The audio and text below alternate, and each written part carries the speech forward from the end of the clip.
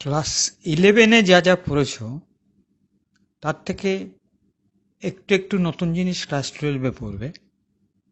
এটাও ঠিক, ক্লাস 12-এর অনেক টপিকের মূল বিষয়বস্তু 9-10-এ পড়ে ফেলেছ।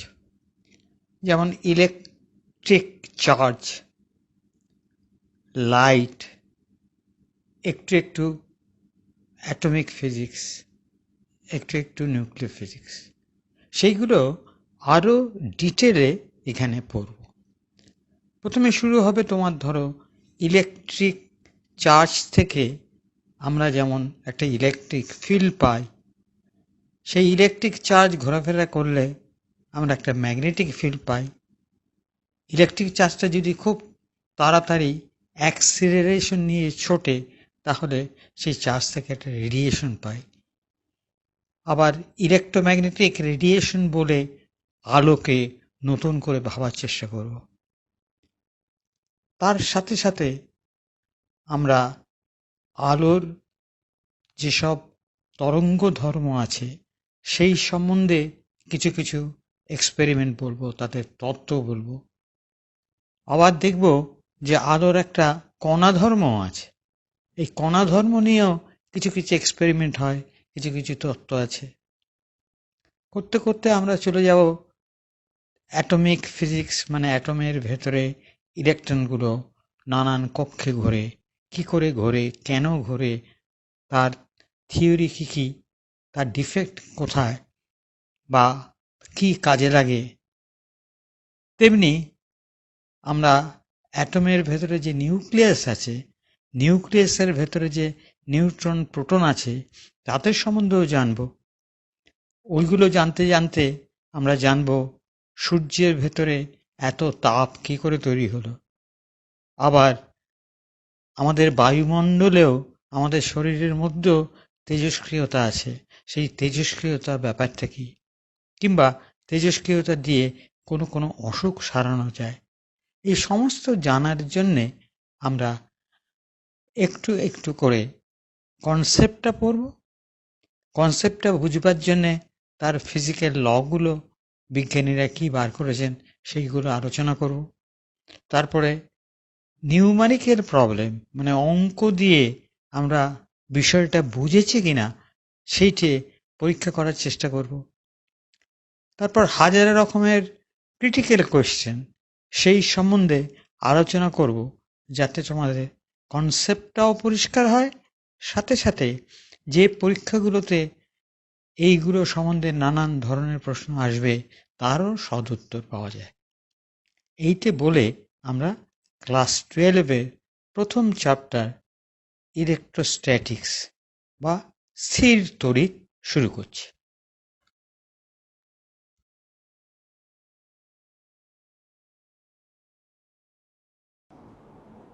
Hello everybody.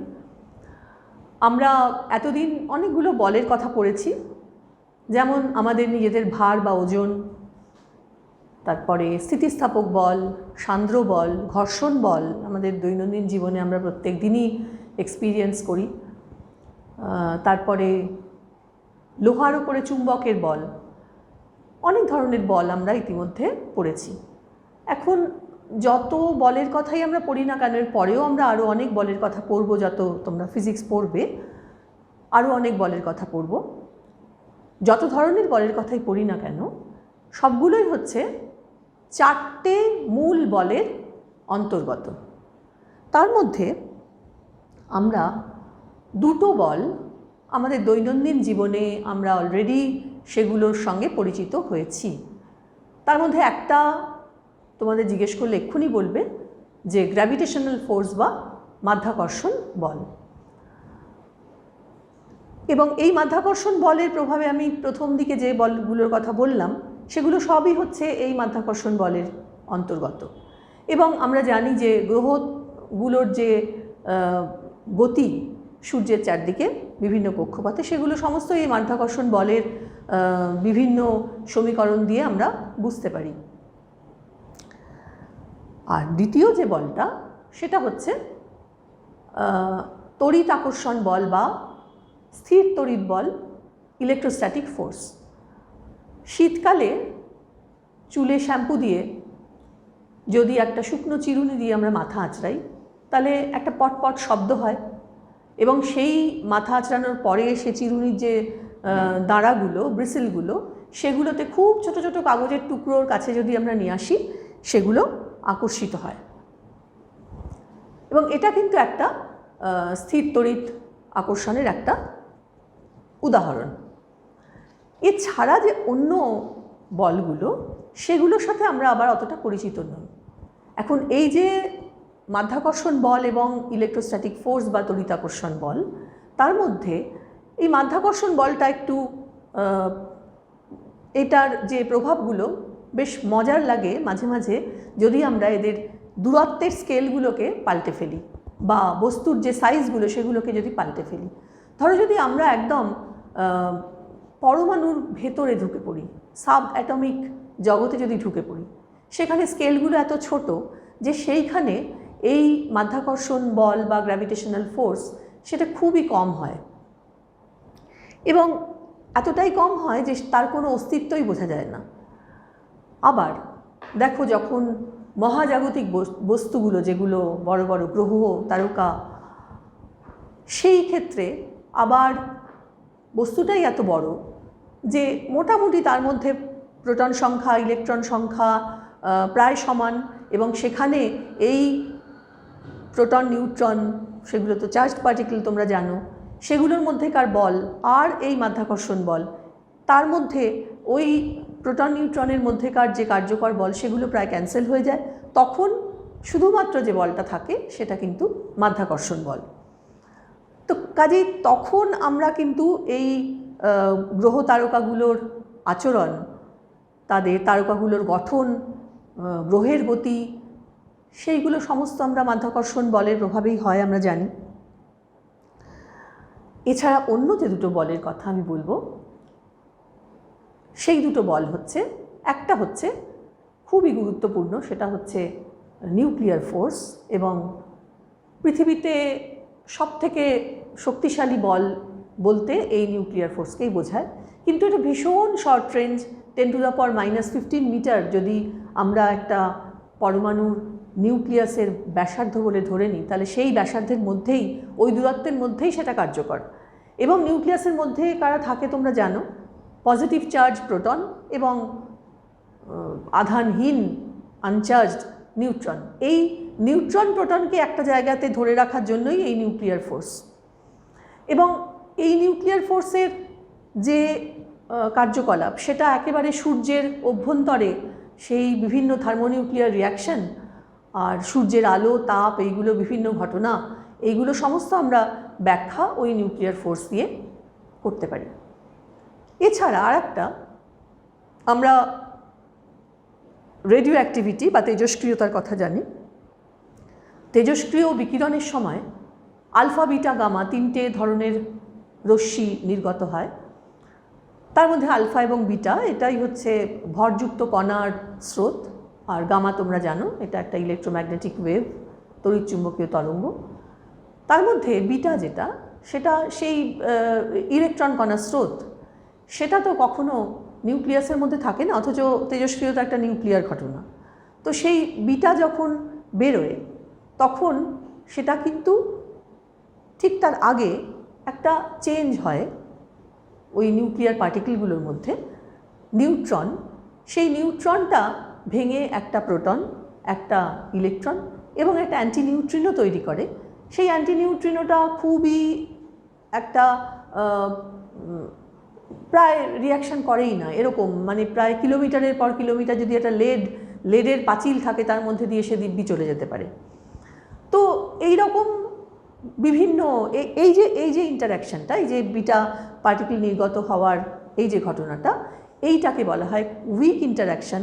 এবং হতে পারে অ্যান্টিনিউট্রিনো কোনো বিভিন্ন বস্তুর সাথে খুব একটা বেশি রিয়াকশান করে না, কিন্তু আবার যখন আমরা দেখি যে সুপারনোভার নাম নিশ্চয়ই তোমরা শুনেছো, যে তারাদের এক্সপ্লোশন, তখন কিন্তু তাদের এক্সপ্লোশন হওয়ার পরে তারা যখন আস্তে আস্তে গ্রাউন্ড স্টেটে নামে, তখন কিন্তু তারা এই উইক ইন্টারাকশান করে নামে। তাহলে আমরা চার ধরনের মোটামুটি বলের কথা শুনলাম। মাধ্যাকর্ষণ বল, স্থির তড়িৎ বল, স্ট্রং ইন্টারাকশন যেটা নিউক্লিয়ার ফোর্স দিয়ে ব্যাখ্যা করতে পারি, এবং এই উইক ইন্টারাকশন, এই চারটে ফোর্স। এবার তার মধ্যে আজকে আমরা পড়ব স্থির তড়িৎ বল। তোমরা বুঝতেই পারছো যে স্থির তড়িৎ বল যেরকম বস্তুর ভর, এটা হচ্ছে তার একটা একদম বেসিক ফান্ডামেন্টাল ধর্ম, তার একটা ভর থাকবে, এবং এই ভরটা যেহেতু বিভিন্ন পরমাণুর সমষ্টি বা অণুর সমষ্টি, অণুগুলো আবার ইন্টার্ন পরমাণুর সমষ্টি, তো পরমাণুগুলো আবার বিভিন্ন সাবঅ্যাটমিক পার্টিকেল, আমরা জানি তাদের কথা ইতিমধ্যেই, প্রোটন, নিউট্রন, ইলেকট্রন। এর মধ্যে প্রোটন এবং নিউট্রন তাদের চার্জ রয়েছে। যেরকমভাবে মাধ্যাকর্ষণ হচ্ছে দুটো ভরের মধ্যে আকর্ষণ বল, তেমনি স্থির তড়িৎ বল যেটা, সেটা হচ্ছে তড়িৎগ্রস্ত দুটো কণার মধ্যে আকর্ষণ অথবা বিকর্ষণ বল।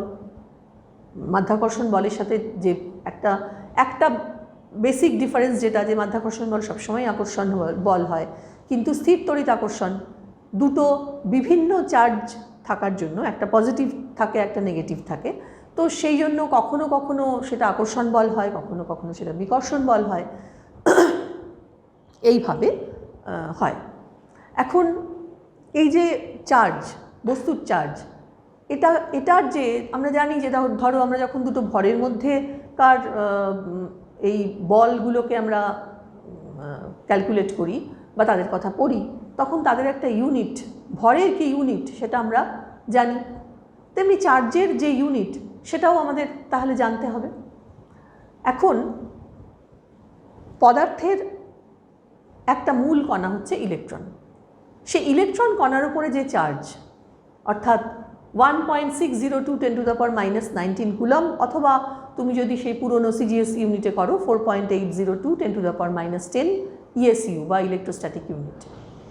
আমরা এখন যেহেতু সব কিছুই আমরা এসআই সিস্টেমে করি, সেই জন্য আমরা পরবর্তী ক্ষেত্রে আমরা ওই কুলামটাই ইউজ করব। এখন এই যে ইলেকট্রনের চার্জ, এই ইলেকট্রনের চার্জটাকে কিন্তু এর থেকে, মানে প্রকৃতিতে মুক্ত অবস্থায় এর থেকে ছোট চার্জ কিন্তু আর পাওয়া যায়নি, তার অস্তিত্ব পাওয়া যায়নি। যদিও যে কোয়ার্কগুলোর কথা পরে আমরা জানতে পেরেছি, তাদের কিন্তু ফ্র্যাকশনাল চার্জ আছে, কিন্তু মজার কথা হলো যে তাদের কোনো আলাদা অস্তিত্ব নেই। সেই জন্য এই যে ইলেকট্রনিক চার্জ যেটার কথা আমি বললাম, আমি একটু লিখি চার্জটা, তাহলে তোমাদের মনে থাকবে যে ইলেকট্রনের চার্জ সেটা হলো 1.602 10⁻⁻19 কুলম।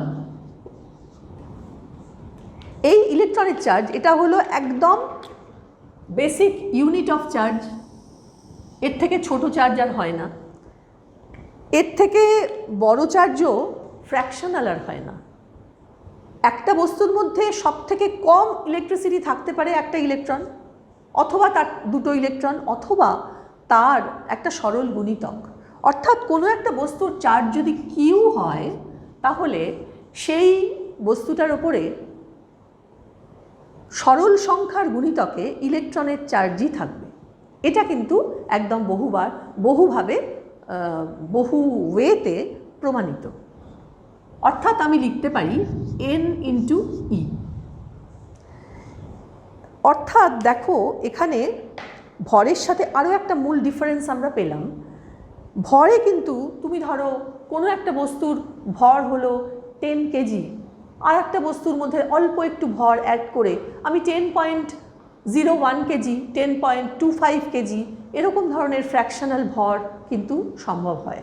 কিন্তু একটা ইলেকট্রনের চার্জের ওপরে কিন্তু আর কোনো ফ্র্যাকশনাল চার্জ অ্যাড করা যায় না, এর থেকে কমানো যায় না। তার মানে চার্জের কিন্তু একটা যে কন্টিনিউয়াম সেটা কিন্তু নেই। এইখানেই যার জন্য বলা হয় বস্তুর ওপরে যে চার্জগুলো থাকে সেগুলো হচ্ছে কোয়ান্টাইজড। এবং এই কোয়ান্টাইজড কেন বলা হচ্ছে? Q is equal to n × e।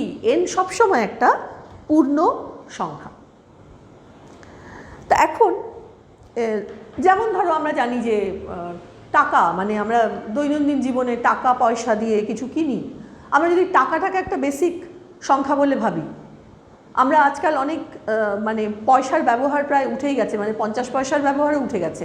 ধরে নিতে পারি টাকাটা একটা ওরকমই ইলেকট্রনের মতো একটা একদম মিনিমাম একটা সংখ্যা। এবং অনেক ক্ষেত্রে ধরো জিনিসের দাম হয়েছে ধরো 2800.58 যদি দাম হয়, তো আমাদের কি করা হয়, 2800ই নেওয়া হয় অথবা 2801 নেওয়া হয় এরকমভাবে। তো সেরকমভাবেই ইলেকট্রনের চার্জটাও এরকমভাবে n into q is equal to n into e, এবং এই জন্যেই বলা হয় যে চার্জগুলো হচ্ছে কোয়ান্টাইজড। এবং চার্জের দুটো ধরন, একটা হচ্ছে পজিটিভ, একটা হচ্ছে নেগেটিভ। তাহলে সবসময় আধান বা চার্জ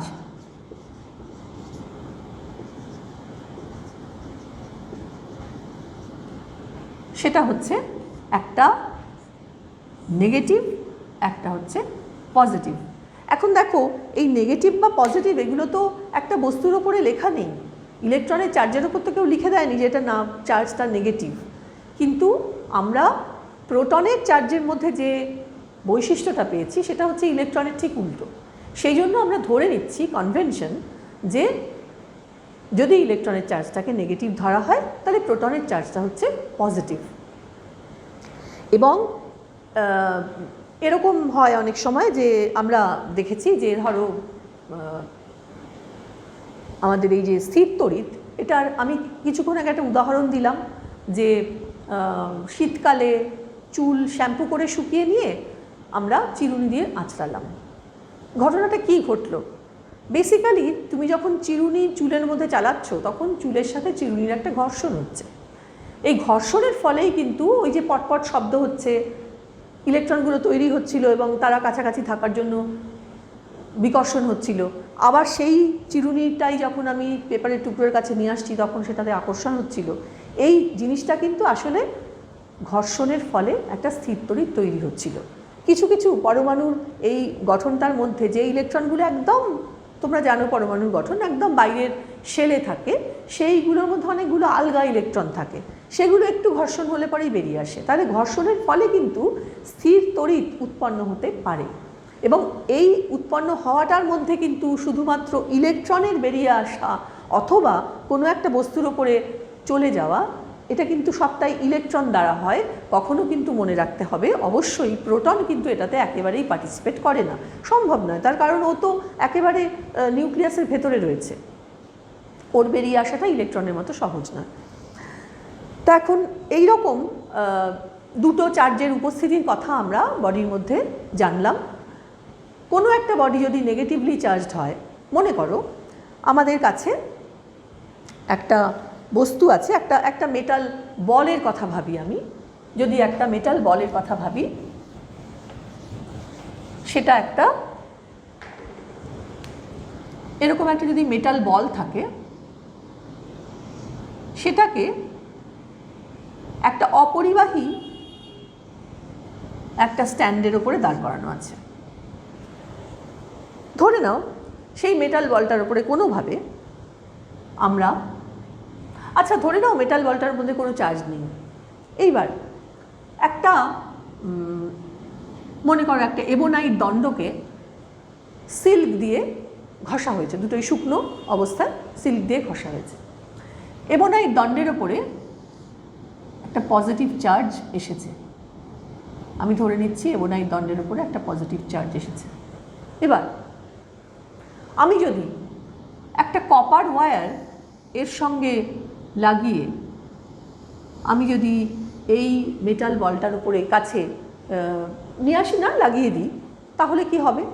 আমরা জানি কপার বা তামা ধাতব বস্তু, এবং ধাতব বস্তুর মধ্যে চার্জ মধ্যে দিয়ে চার্জ প্রবাহিত হতে পারে।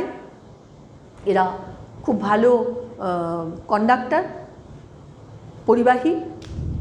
তো তাহলে এই পজিটিভ চার্জটা এখানে চলে আসবে এবং কিছুক্ষণ পর আমি দেখতে পাবো এই মেটাল বলটার মধ্যেও পজিটিভ চার্জ রয়েছে। এখন সবটা যদি আমি সরিয়েও দিই তাহলে কিন্তু এটা একটা, মনে করো একটা সোলার বল যদি এর কাছাকাছি নিয়ে আসা হয়, তাহলে সেই সোলার বলটাকে সে, ধরো সোলার বল পেন্ডুলামের মতো ঝোলানো আছে, সে কিন্তু এর দ্বারা আকর্ষিত হয়ে যাবে। তাহলে এখানে আমরা কি দেখলাম, যে একটা বস্তু সে চার্জ পেল এবং সে একটা আনচার্জড বডি, এই সোলার বলটার মধ্যে কোনো চার্জ ছিল না আগে থেকে, ও তাকে অ্যাট্রাক্ট করলো। তাহলে এইভাবে ডাইরেক্টলি একটা পরিবাহী তার যুক্ত করে তাকে চার্জ করা হলো, এটা একটা ওয়ে চার্জ করার বস্তুকে। এছাড়া আর একটাভাবে চার্জ করা যায়, এটা হলো ডাইরেক্ট, একদম ডাইরেক্ট সংযোগ করে চার্জ করা। এছাড়া আরও একটাভাবে চার্জ করা যায়, সেটা হচ্ছে যে কোনো একটা বস্তু, একটা চার্জড বডি, কোনোভাবে তাকে চার্জ করা হয়েছে, এবার তাকে নিয়ে আসা হলো একটা আনচার্জড বডির কাছে, কিন্তু তাকে ঠেকানো হলো না, গায়ে সংযোগ করা হলো না, তাকে কাছাকাছি আনা হলো। কাছাকাছি আনার ফলে যে বস্তুটার মধ্যে চার্জ নেই, যার কাছে আনা হলো, সেই বস্তুটার মধ্যে একটা চেঞ্জ হবে। কি চেঞ্জ হবে? আমরা মনে করছি যে এখানে একটা সেই এবনাইট দণ্ডটা, যেটার মধ্যে পজিটিভ চার্জ ছিল, সেটাকে আনা হলো কাছে, কিন্তু ঠেকানো হলো না গায়ে। এবার এই যে মেটাল বলটা, সেই মেটাল বলটার মধ্যেও তো পরমাণু রয়েছে, পরমাণুর গঠন রয়েছে, তার মধ্যে ইলেকট্রন রয়েছে, নিউক্লিয়াসের ভেতরে প্রোটন রয়েছে। তো এই পজিটিভ চার্জটার উপস্থিতির প্রভাবে দুটো, আমরা তো জানি যে দুটো ডিসিমিলার চার্জ বা দুটো যদি অপোজিট চার্জ হয়, তাদের মধ্যে একটা অ্যাট্রাকশন বা আকর্ষণ হয়, পরস্পরকে আকর্ষণ করে। কিন্তু যদি দুটো একই ধরনের চার্জ হয়, তাহলে তারা বিকর্ষণ করে। নেগেটিভ চার্জ হলেও তাই হবে। এখানে আকর্ষণ হয়েছে,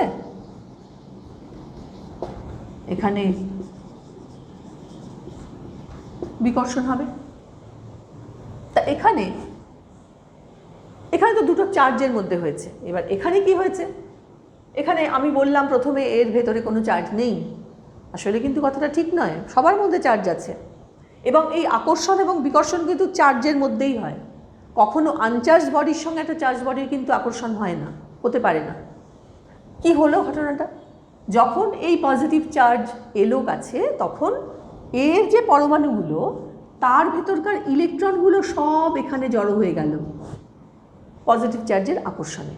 আর প্রত্যেকটা পরমাণুর যে নিউক্লিয়াসের পার্টটা, যার মধ্যে প্রোটন বসে আছে, সেইটা চলে গেল উল্টো দিকে। অর্থাৎ এখানে দেখো দুরকম চার্জের জড়ো হওয়া বা অ্যাকিউমুলেশন হলো এই বস্তুটার মধ্যে। এখানে পজিটিভ চার্জের আকর্ষণে এলো নেগেটিভ চার্জ, আর এইখানে তার উল্টো দিকে, স্বাভাবিকভাবেই উল্টো দিকে চলে গেল পজিটিভ চার্জ। এবার যদি এরকম একটা অবস্থা হলো, এবার যদি আমি মনে করো এটাকে সরিয়ে নিলাম, আমি পজিটিভ চার্জটাকে সরিয়ে নিলাম, আচ্ছা তাহলে কি এই যে এরকম অ্যাকিউমুলেশন হলো দুটো দিকে, এদিকে মনে হচ্ছে নেগেটিভ চার্জ, এদিকে মনে হচ্ছে পজিটিভ চার্জ, তাহলে কি এই বস্তুটার মধ্যে চার্জ দেখা যাবে? উত্তর হচ্ছে কিন্তু না। কেন? তার কারণ এটার প্রভাবেই তো এরা এরকম ভাগ হয়েছিল। সরিয়ে নাও, আবার প্রভাবটা চলে গেল, কারণটা চলে গেল, আবার তারা যার যার জায়গায় ফিরে গেল এবং পরমাণু সাধারণ অবস্থায় নিস্তড়িত। সেই জন্য মেটাল বলটার মধ্যে কোনো চার্জ নেই। কিন্তু যদি আমি চার্জ করতে চাই, আমি মেটাল বলটাকে এই রকমভাবে না ঠেকিয়ে, একটা চার্জ বডির সঙ্গে না ঠেকিয়ে আমি চার্জ করতে চাই, কি করব তাহলে? আমি এটাকে আনলাম, এরকমভাবে দুপাশে চার্জটা ভাগ হলো। এবার আমি হয় কোনো তার দিয়ে এটাকে একটা বড় কোনো জায়গার সাথে যুক্ত করে দিলাম, অথবা আমি হাত দিয়ে টাচ করলাম। টাচ করার ফলে এই সমস্ত পজিটিভ চার্জটা তারা কিন্তু, আমি যদি হাত দিয়ে টাচ করি তাহলে আমার হাতের ভেতর দিয়ে চলে যাবে, অথবা যদি আমি, এটাকে বলা হয় আর্থ করা, আমি যদি আর্থ করে দিই তার দিয়ে, তাহলে সমস্ত চার্জটা ফ্লো করে চলে যাবে। এই যে ঘটনাটা, এই যে একটা আনচার্জড বডিকে আর একটা চার্জড বডি দিয়ে তাদের সংযোগ না করে তাকে তড়িৎগ্রস্ত করা বা ইলেকট্রিফাই করা, এই ঘটনাটাকে বলা হয় আবেশ বা ইন্ডাকশন।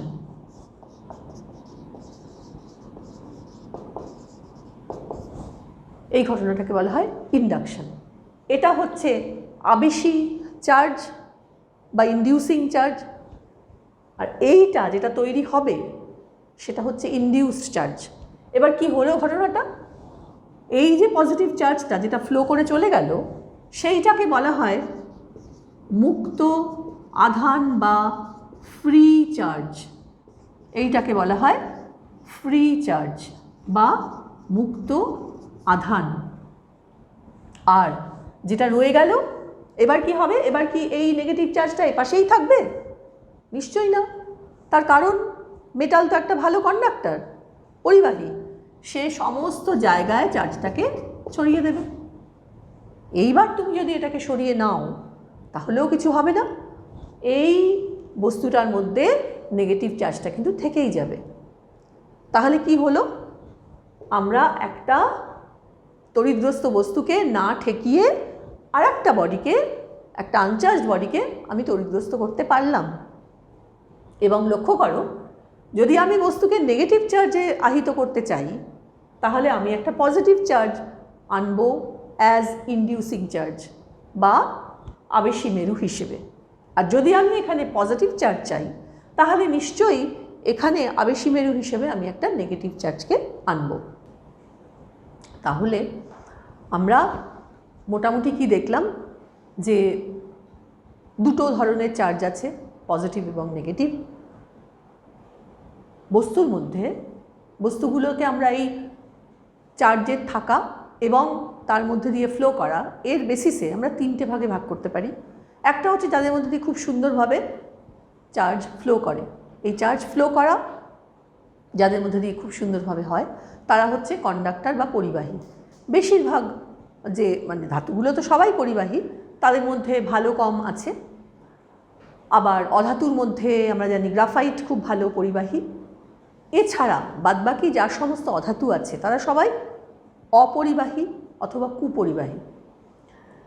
সেই অর্থে কিন্তু অপরিবাহী বলে কেউ নেই, সবাই কুপরিবাহী। মানে পরিবহনের স্কেলে তুমি যদি ফেলো তাহলে অপরিবাহী একেবারেই পরিবহন করে না এরকম কিন্তু কেউ নেই। সবার মধ্যেই কিছু না কিছু ফ্রি ইলেকট্রন থাকে, তাদের সেটা দিয়েই তো পরিবহন হয়। তা কাজেই কুপরিবাহীটাই আমরা বলবো, সুপরিবাহী এবং কুপরিবাহী। তার মাঝামাঝি আর একটা আছে, এক ধরনের পদার্থ আছে যারা মেইনলি তারা, তোমরা পিরিয়ডিক টেবিল পড়েছো ছোটোবেলায়, মানে ক্লাস 10-এ, সেখানে গ্রুপ 4-এ জার্মেনিয়াম সিলিকন, তারা কিন্তু এই গ্রুপে পড়ে। তারা হচ্ছে, তাদের বলা হয় অর্ধপরিবাহী বা সেমিকন্ডাক্টর। সেই জিনিসগুলো ডিটেলে আমরা এখন আলোচনা করব না, শুধু একটা জিনিস মনে রাখবে যে তারা হচ্ছে সুপরিবাহী এবং কুপরিবাহীর মাঝামাঝি, সেই জন্য তাদের বলা হয় অর্ধপরিবাহী।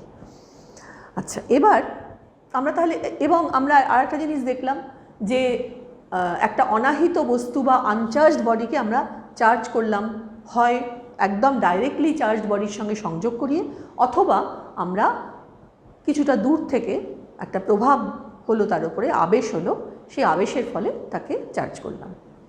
এবার এই যে দুটো বস্তুর মধ্যে চার্জ তৈরি হলো তাদের ধরনের ওপর নির্ভর করে, অর্থাৎ পজিটিভ না নেগেটিভ, তার মধ্যে তার ওপর নির্ভর করবে তাদের আকর্ষণ বা বিকর্ষণ বল কাজ করবে কিনা। এবার এই আকর্ষণ বা বিকর্ষণ বলের পরিমাণটা কী হবে সেইটা একটা গুরুত্বপূর্ণ ব্যাপার। 1784 খ্রিস্টাব্দে, মানে বহু আগে, ভেবে দেখো কত আগে, চার্লস অগাস্টিন কুলাম তিনি এই দুটো বস্তুর মধ্যে, দুটো চার্জের মধ্যে কি বল কাজ করবে সেটা সম্পর্কে একটা সূত্র লিখলেন। কি হলো সূত্রটা? সূত্রটার মেইন প্রতিপাদ্য বিষয় কি না, দুটো চার্জ ধরে নিচ্ছি, সেই চার্জ দুটোর নাম দিলাম Q1 এবং Q2। প্রথম কথা হচ্ছে যে এই চার্জগুলো কীরকম ধরনের চার্জ? এটা কি অনেক বড় একটা বস্তুর মধ্যে অনেকটা চার্জ, নাকি একটা ছোট্ট জায়গার মধ্যে একটা চার্জ? চার্লস কুলাম প্রথমেই বললেন এরা হচ্ছে পয়েন্ট চার্জ। তাহলে বিন্দু আধান বা পয়েন্ট চার্জ।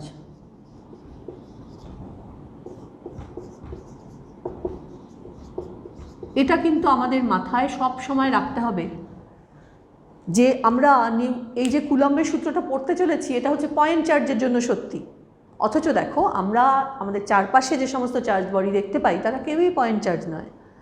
আমাদের ওই পয়েন্ট চার্জের সূত্রটাকে বুঝে সেটাকে আমাদের এক্সটেন্ডেড বডি বা বড় একটা বস্তুর ক্ষেত্রে, চার্জ বডির ক্ষেত্রে আমাদের সেটাকে একটু পাল্টে নিতে হবে, মডিফাই করে নিতে হবে। সেই প্রসঙ্গটা পরে আসবো, আগে আমরা পয়েন্ট চার্জের ক্ষেত্রে কি সেটা দেখি।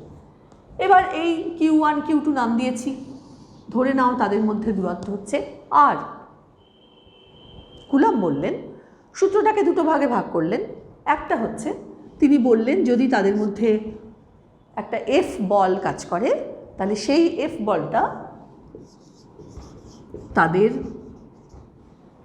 যে চার্জের এই আধান দুটোর যে গুণফল সেই গুণফলের সঙ্গে সমানুপাতিক হবে, অর্থাৎ F varies as Q1 Q2। Second পার্টটা কি? সেকেন্ড পার্ট হচ্ছে তাদের দূরত্বের বর্গের সাথে ব্যস্তানুপাতিক হবে। যদি তুমি এই দূরত্বটাকে ডাবল করে দাও তাহলে আকর্ষণ বা বিকর্ষণ বলটা 1/4 হয়ে যাবে। এই রকম এটার মানে তাই তোমরা জানো। এই দুটো সূত্রকে এক করে লিখলে কি হয়? দুটো সূত্রকে এক করে লিখলে হয় F varies as Q1 Q2 by R²। এখন এই যে ভ্যারিজেস এবং এই Q1 Q2, এখানে Q1 Q2 চার্জের উপর নির্ভর করছে যে তাদের গুণফলের পরিমাণ কি হবে। সেই জন্য প্রথমেই আমি একটা এরকম মডিউলাস চিহ্ন দিয়ে দিলাম যাতে করে বোঝা যায় যে Q1 Q2র সাইন যাই হোক না কেন, Q1 Q2 যে গুণফল সেটা কিন্তু সবসময় একটা পজিটিভ সংখ্যা। F তাহলে Q1 Q2 বাই R²।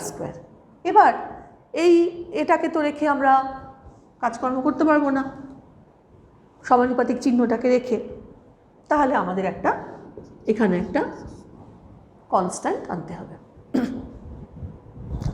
এখন দেখো এই সময়ে আমরা এতদিন কিন্তু যে বলগুলোর কথা পড়েছি সেই বলগুলোতে সিস্টেম অফ ইউনিট কি হবে সেটার উপরে কিন্তু এতটা আমরা জোর দিইনি, কিন্তু এই প্রথম যখন আমরা ইলেকট্রোস্ট্যাটিক্স পড়ছি তখন কিন্তু সিস্টেম অফ ইউনিট কি হবে সেটার উপর কিন্তু এই বলের যে চেহারাটা সেটা পাল্টে যাবে। আমরা এসআই পদ্ধতিতে কাজ করছি, অর্থাৎ যেখানে আমরা চার্জটাকে কুলম্বে বলছি, কারেন্টটাকে অ্যাম্পিয়ারে বলবো, পোটেনশিয়াল থাকলে পরে সেটা ভোল্টে বলবো, এরম ধরনের আমরা সেই সিস্টেমে কাজ করছি বলে এইখানে আমরা কে, এই যে কে কনস্ট্যান্টটা, বেসিক্যালি কেটা হচ্ছে আসলে 1/4πε0। আমরা কিন্তু ধরে নিয়েছি যে আমরা এই চার্জগুলোকে রেখেছি কোথায়? বায়ুর মধ্যে রেখেছি বা শূন্যস্থানে রেখেছি। এবার এই যে 1/4πε0 তার মধ্যে এই ε0 এটা হচ্ছে যে এটাকে বলা হয় শূন্য মাধ্যমের একটা নাম হচ্ছে পারমিটিভিটি। এটা কতটা পারমিট করবে ইলেকট্রিক যে বলটা তৈরি হচ্ছে এটা তো একটা মানে একটা জায়গাতে চার্জটা থাকলে পরে সেটা বিস্তৃত হয় প্রায় অসীম পর্যন্ত। অসীম দূরত্ব কাকে বলে? যে এমন একটা দূরত্ব যেটা ওই বস্তুটার ডাইমেনশনের তুলনায় খুবই বড়, বস্তুটার তার তুলনায় খুবই নগণ্য একটা সাইজ, এটাই হচ্ছে অসীম দূরত্বের কনসেপ্ট। কারণ এমনি তো অসীমকে আমরা ধরতে পারি না, অঙ্কের ক্ষেত্রে অসীম তো আমাদের কাছে অধরা, সেই জন্য আমরা আমাদের সুবিধে মতো আমরা একটা বুঝে নিয়েছি যে এটাকে অসীম দূরত্ব বলে। তো সেই রকম একটা দূরত্বের ক্ষেত্রে সে মানে চার্জটা যদি থাকে কোথাও তাহলে সেরকম একটা অসীম জায়গার মধ্যে একটা কন্টিনিউয়াস একটা ব্যাপার যেখানে সবটা জায়গার মধ্যে ওই বলটা অনুভূত হতে পারে। যদি তোমার কাছে সেই শক্তিশালী বল যন্ত্র থাকে তাহলে তুমি সেখানে একটা বল অনুভব করতে পারবে। তো এরকম একটা জায়গা, সেই জায়গার সেই শূন্যস্থান বা বায়ুর মধ্যেকার যে পারমিটিভিটি সেটা হচ্ছে যে ওই ইলেকট্রিক, যে এটা একটা মাঠ, ফিল্ড, একটা জায়গা, সেই জায়গার মধ্যে ইলেকট্রিক ফিল্ডটাকে সে কতটা পারমিট করছে। কারণ প্রত্যেকটা জিনিসেরই দেখো একটা পজিটিভের সঙ্গে একটা নেগেটিভের আকর্ষণ বলো, বা পজিটিভের সঙ্গে একটা পজিটিভের বিকর্ষণই বলো, সেটা একটা জায়গার মধ্যে দিয়ে কাজ করছে। সেই জায়গাটা কতটা ওই বলের লাইনগুলোকে পারমিট করছে যেতে, সেটা হচ্ছে পারমিটিভিটি। মোটামুটি এইটুকু বুঝলেই আমাদের এখন কাজ চলে যাবে। আমরা এই k = 1/4πε0, এবং এখানে এইটা হচ্ছে অ্যাপ্রক্সিমেটলি এইটাকে মানে 8.889 × 10⁹ newton metre square by coulomb square, এরকম একটা সংখ্যা আসে। এটাকে প্রায় অঙ্ক করার সুবিধের জন্য এইটাকে নেওয়া হয় 8.889 না লিখে এটাকে 9 × 10⁹ newton metre square by coulomb square হিসেবে লেখা হয়। তাহলে এই F = হচ্ছে, তাহলে আমরা এটাকে এভাবে লিখছি,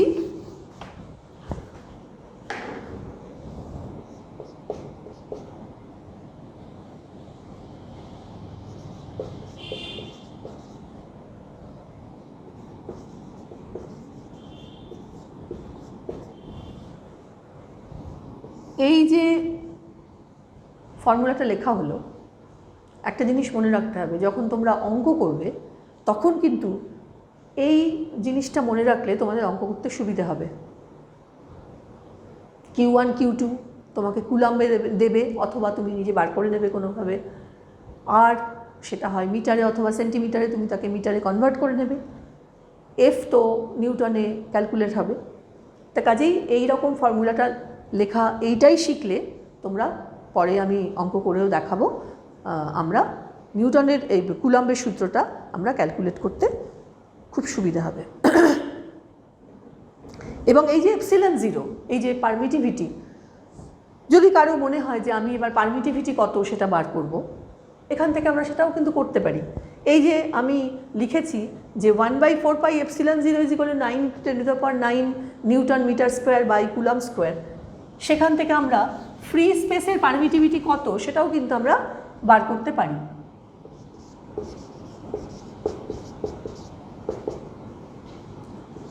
আমি যদি ওই পুরনো ভ্যালুটা লিখি,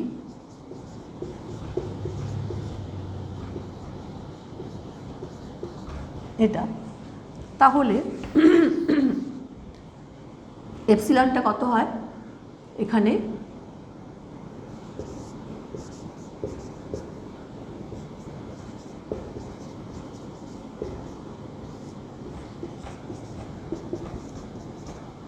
এইটা ε0 ভ্যালু হয়। আচ্ছা, করে আমরা যদি এই ভ্যালুটা বসাই তাহলে ε0 ভ্যালুটা আসে 8.854, এখানে একটা 4 আছে, 10⁻⁻12 coulomb square by newton metre square. যদিও এই ভ্যালুটাকে খুব একটা বেশি অঙ্কে পুট করতে হয় না, যদি সেরকম অন্য কোনো মাধ্যমের এপসিলন বার করতে দেয় তখন এটার ভ্যালু লাগতে পারে, এটা তোমরা শিখে রাখবে। কিন্তু আমরা মূল ইউজ করব, কিন্তু মূল এই সূত্রটা থেকে আমরা এটা দিয়েই অঙ্ক করব। আমি কয়েকটা অঙ্ক তোমাদের একটু করে দেখাবো।